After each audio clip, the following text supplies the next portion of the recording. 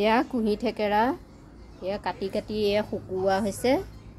এয়া শুকুৱাই পেলাই মানে ইয়াত থৈ দিব পাৰি বছৰ দিন বছৰ, আৰু খাবলৈ বহুত ভাল। কিন্তু পেটৰ বিষ চিষ হ'লে, পেট কিবা কিবি বিষ হ'লে তেতিয়া খাব পাৰি। এয়া এতিয়া শুকুৱাই বটলত ভৰাই ৰাখি থ'ম।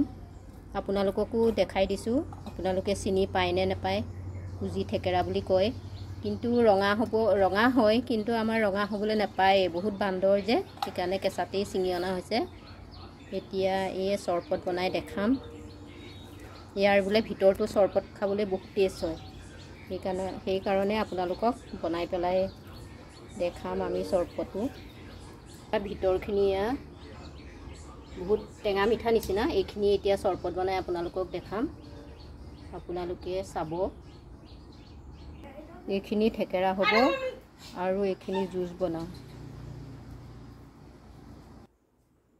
এয়া থেকেৰা জুচ ৰেডি হৈ গ'ল।